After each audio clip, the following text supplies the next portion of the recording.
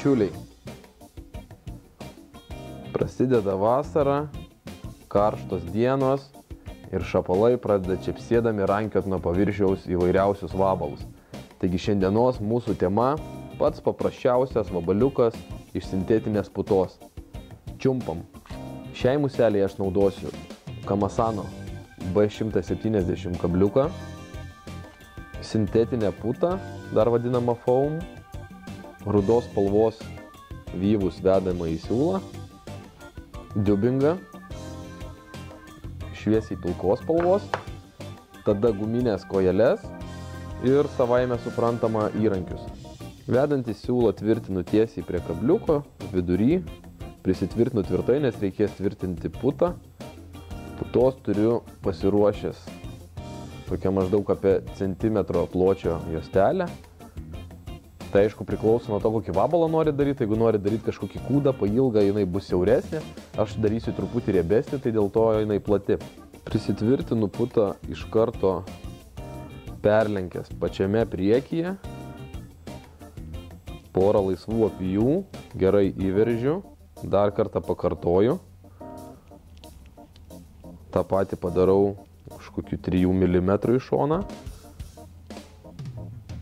Pakartoju dar kartą ir taip perbėgu per visą kūnelį. Tai čia aš vienu šūviu nušaunu 2 zuikius. Reiškia, pastorinu patį kūną, kuris turi būti masyvus, ir pagerinu musės plūdrumą, nes viduje po diubingu esantis va šitie putos burbuliukai, jie turi savyje oro, jie pagerins musės plūdrumą. Taigi pasidaręs tokią dešrelę, galiu formuoti patį kūnelį.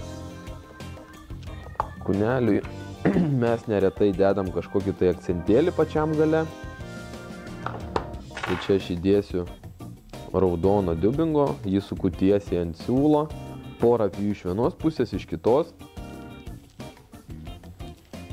Ir užteks.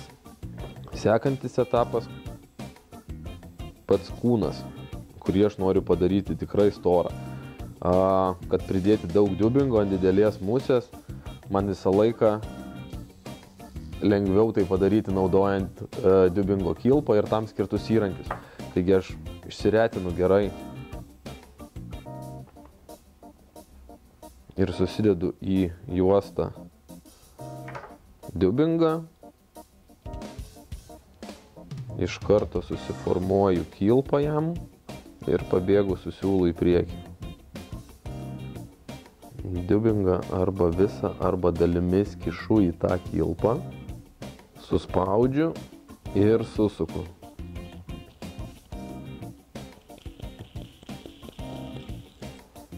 Štai turiu tokią storą juostą, ją galiu šiek tiek dar pašukuoti, kad iš jos išlystų kiek įmanoma daugiau šerelių.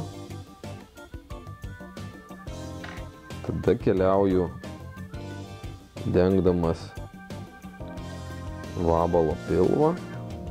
Pilvelis suformuotas. Prisitvirtinu vedamojo siūlą, aišku. Užsidedu kontrolinį mazgelį, kad nenutiktų kažkokių nelaimingų atsitikimų. Ir verčiu putą ant nugaros. Šiek tiek įtempiu. Prispaudžiu. Laisva apvija. Antra laisva apvija.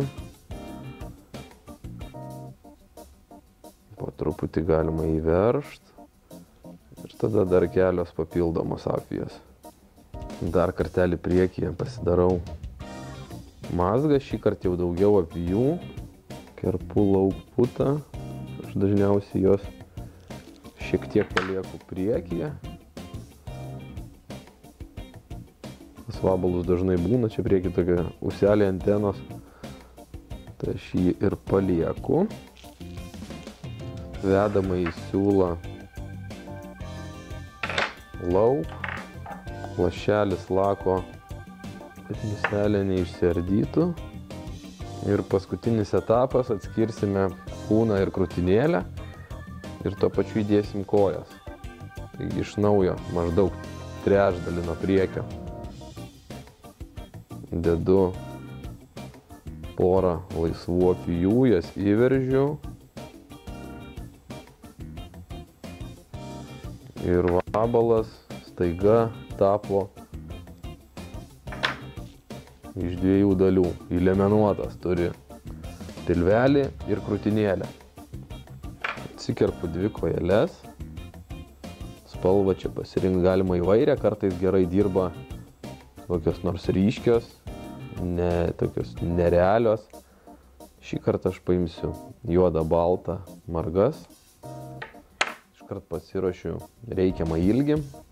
Geriau šiek tiek ilgesnės iš tikrųjų, nes patrumpinti visada spėsim, bet pailginti jau aišku niekad neišeis. Tada tas kojeles vieną paskui kitą dedu po siūlų aplinkui, iš vidinės pusės, kitą kojelę po siūlų ir iš išorinės pusės. Dar dėl viso pikto porą apvijų ir mūsų vabalas staiga pasidarė toksai keturkojis. Dar mažą kiekį gerai išretinto diubingo jį ant siūlo ir pro tarpą tarp tų priekinių ir galinių kojelių padarau kelias apvijas. Šiek tiek lako ant siūlo ir dabar jau tikrai baigiamasis mazgas. 3 apvijos čionais. Įveržiam. Siūlą kerpam lauk. Apžiūrim, patikrinam, ar viskas savo vietose. Šiek tiek pritrumpinam kojas. Štai ir viskas. Vabalas baigtas. Jeigu norit susirišti kažką panašaus, medžiagų aprašymą kaip visada rasite po video. Nepamirškite spausti patinka, komentuoti, dalintis, būtinai prenumeruoti mūsų YouTube kanalą. Na ir ką, susitiksime kažkur prie upės, gaudydami šapalus vabalais. Iki!